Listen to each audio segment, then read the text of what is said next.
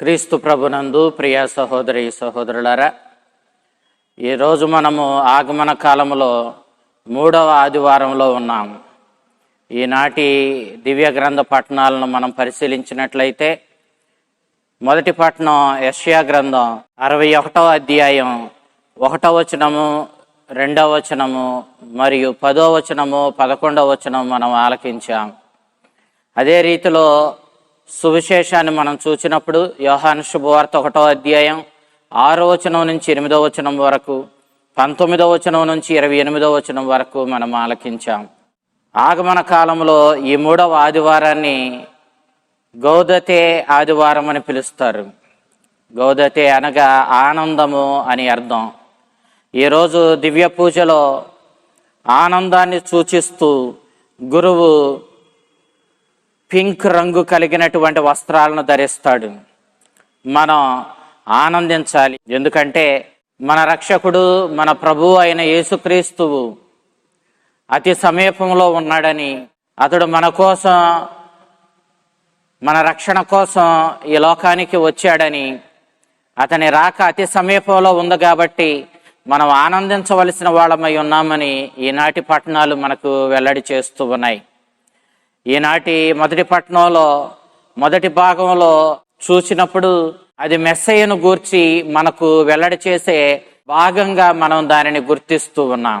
అదే రీతిలో ఇశ్రాయేలీయులు బబిలోనియా బానిసంలో ఉన్నప్పుడు ఈ ప్రవచనం చెప్పబడిందని, ఈ విధంగా బానిస బ్రతుకులు ఏడుస్తున్న ఇశ్రాయేలీయులను ఓదార్చడానికి యెషయా ప్రవక్త శిష్యుల్లో ఎవరో ఒకరు ఈ ప్రవచనాలు చెప్పారన్న విషయాన్ని మనం ఇక్కడ చూస్తూ ఉన్నాం. యేసుక్రీస్తు కూడా తాను యూదుల ప్రార్థనా మందిరాలలో అనగా సినగోగుల్లో ఈ ప్రవచనాన్ని తనకు అన్వయించుకొని ప్రకటించడాన్ని మనం లూకా శుభవార్త 4వ అధ్యాయం 18, 19 వచనాల్లో మనం చూస్తూ ఉన్నాం. ప్రభు ఆత్మ నాపై ఉన్నది. దేవుని శక్తి చాలా అవసరం.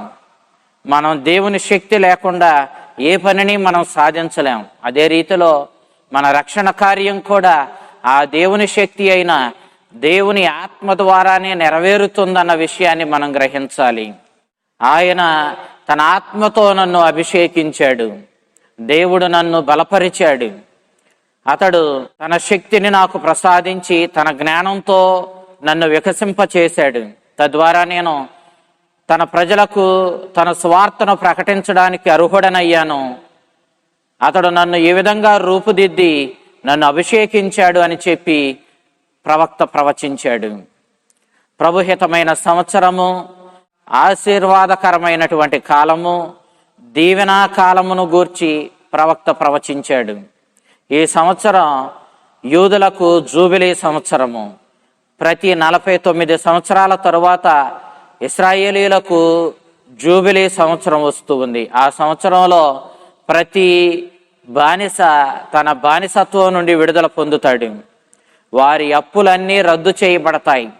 వారి ఆస్తులన్నీ వేరొకరికి, వారి గతి బాగోక అమ్మివేసినటువంటి భూములన్నీ కూడా తిరిగి వారి యజమానులకు ఆ భూములు సొంతమవుతాయి. అనగా ఎవరైనా ఇశ్రాయేలీయులు తమ భూమిని వేరే వారికి అమ్మివేస్తే ఈ జూబిలీ సంవత్సరంలో ఆ భూమి తిరిగి వాళ్లకు చేరుకుంటుంది.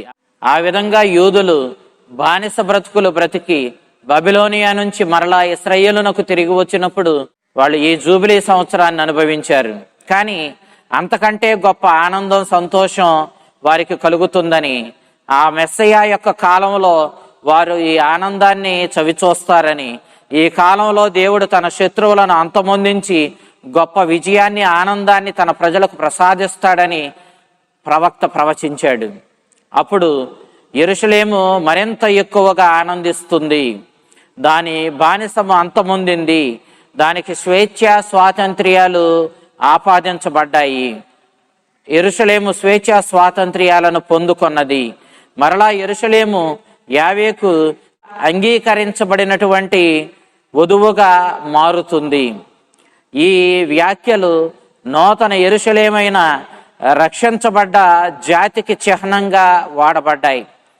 ఆ యెరూషలేము రక్షణమును వస్త్రమును చుట్టబడి ఒక వధువు వలె ఒప్పుతుందన్న విషయాన్ని ప్రవక్త ప్రవచించాడు.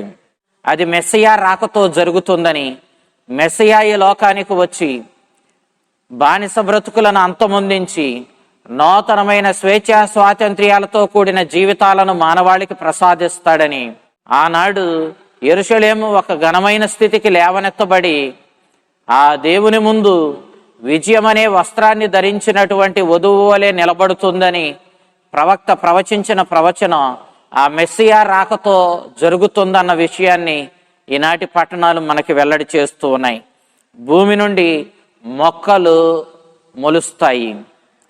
యెషయా ప్రవక్త గ్రంథం 60వ అధ్యాయం 1వ వచనం నుంచి 22వ వచనం వరకు మనం చూసినప్పుడు భూమి నుండి మొక్కలు ఎంత ఖచ్చితంగా మొలుస్తాయో, వాటికి ఫలాలు ఎంత ఖచ్చితంగా వస్తాయో, అంతే రీతిలో ఖచ్చితంగా దేవుడు తన రక్షణను ప్రజలకు ప్రసాదిస్తాడు.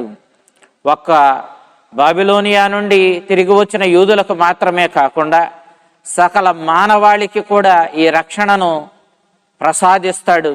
అన్ని జాతులు ఈ రక్షణకు ఆనందిస్తాయి అని చెప్పి ప్రవక్త ప్రవచించాడు. నేటి సువిశేషంలో యోహాను అనగా దేవుని అనుగ్రహము అని అర్థం. దైవానుగ్రహంతోనే గొడ్రాలైనటువంటి ఎలిజబెతమ్మ యోహానుకు జన్మనిచ్చింది. తండ్రి జకరియా తన కుమారునికి యోహాను అని పేరు పెట్టాలి అని కోరుకున్నాడు. లోకా శుభవార్త 1వ అధ్యాయం 57వ వచనం నుంచి 66వ వచనం వరకు మనం చూసినప్పుడు ఈ అంశాలు మనకి తెలుస్తాయి. అనగా దేవుని అనుగ్రహపూరితమైనటువంటి శక్తి మానవుల మధ్య పనిచేస్తుంది అని దీని అర్థం. బప్తిస్మ యోహాను జననము, అతని అద్భుతమైన రీతిలో ముదుసలి అయిన ఎలిజబెతమ్మకు అతడు జన్మించడము, అతని ఎడారిలో వ్రతపూరితమైనటువంటి జీవితము, అతడు మెస్సియా రాక కోసం ప్రజలను హెచ్చరించి ఆయన రాకకు మార్గాన్ని సిద్ధం చేయు విధానము, వీటన్నిటినీ మనం చూసినప్పుడు దేవుని యొక్క ఉచితానుగ్రహము, ఆ రక్షణ కార్యము మానవుల మధ్య నెరవేరుతుందని సూచిస్తూ ఉంది. బప్తిస్మ యోహాను దేవునిచే పంపబడ్డాడు. వెలుగునకు సాక్ష్యం ఇవ్వడానికి అతడు ఈ లోకానికి పంపబడ్డాడు. దేవుని ఎన్నుకొనబడిన బిడ్డలను ప్రకటించడానికి దైవ కుమారుడు ఆ మెస్సయ్య ఆ లోకరక్షకుని యొక్క రాకకు మార్గాన్ని సంసిద్ధపరచడానికి అతడు ఈ లోకానికి పంపబడ్డాడు.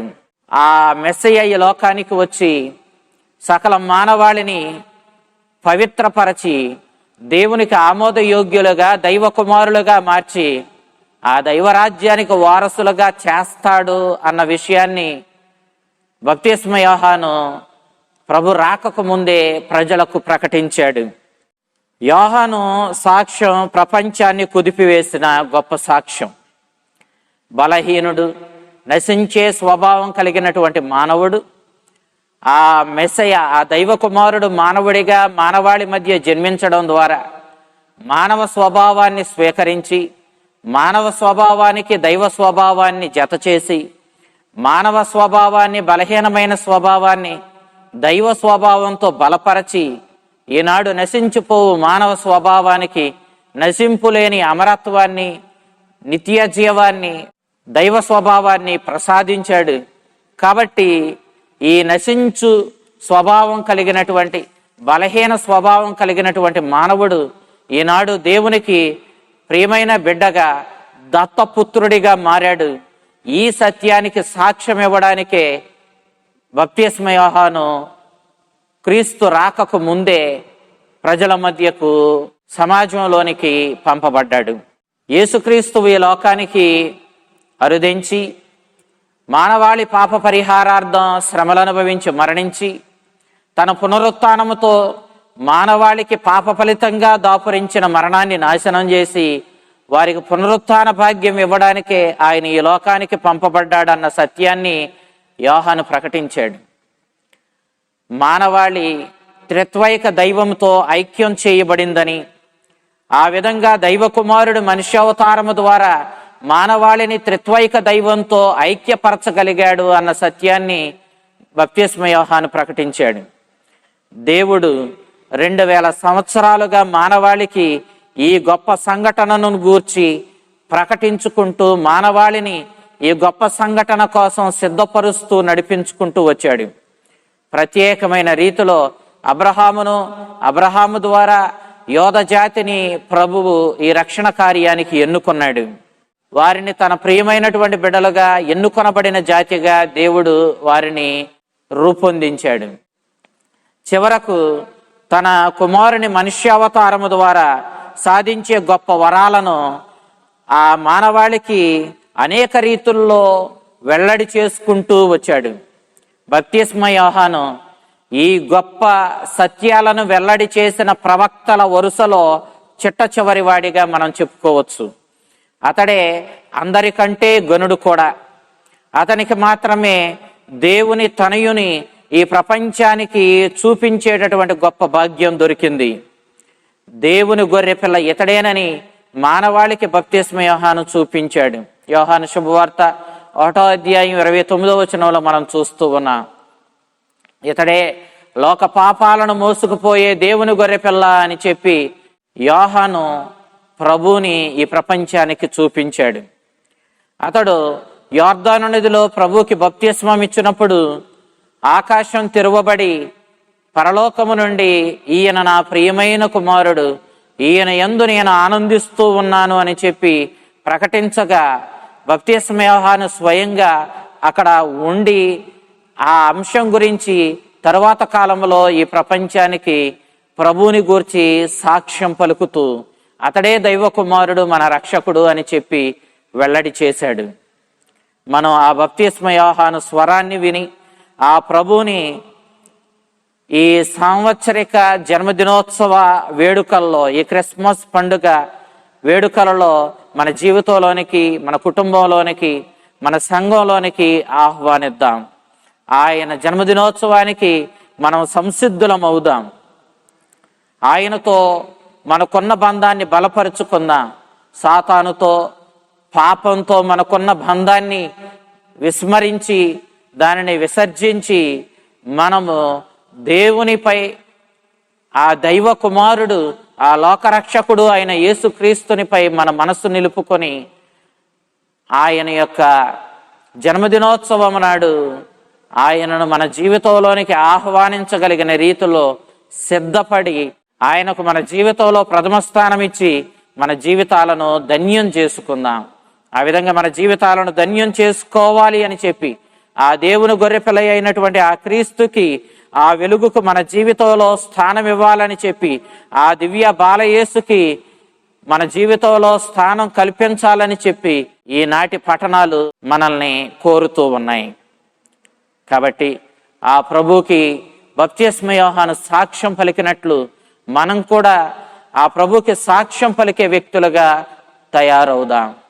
అనగా ముందు ప్రభువుని మనము మన జీవితంలోనికి ఆహ్వానిద్దాం. మన దగ్గర లేనిది దేనిని మనము ఇతరులకు ఇవ్వలేం.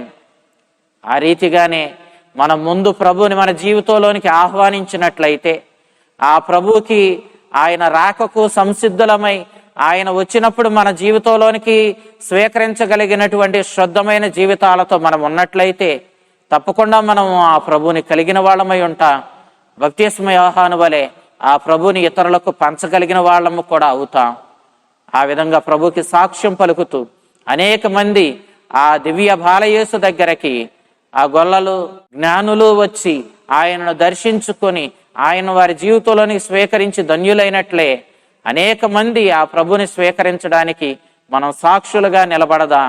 అనేక మందిని ఆ ప్రభు దగ్గరికి తీసుకొని వచ్చి ఆ ప్రభుని వాళ్ళ జీవితాలలో స్వీకరించి వాళ్ళ జీవితాలు ధన్యం కావడానికి మనం దోహదపడదాం. ఆ విధంగా ప్రభువుకు సాక్షులుగా నిలబడగలిగినటువంటి, ఆ ప్రభుని స్వీకరించడానికి సంసిద్ధులం అవ్వగలిగినటువంటి, ఆ ప్రభుని స్వీకరించగలిగినటువంటి, ఆ ప్రభుకి సాక్షులుగా నిలబడగలిగినటువంటి దీవెనలు మనకు ప్రసాదించమని ఆ దివ్య బాలయేసుని శరణు వేడుకుందాం. ఆ చల్లని బాలయేసు మిమ్ములను, మీ కుటుంబాలను దీవించి కాపాడునుగాక. ఆమేన్.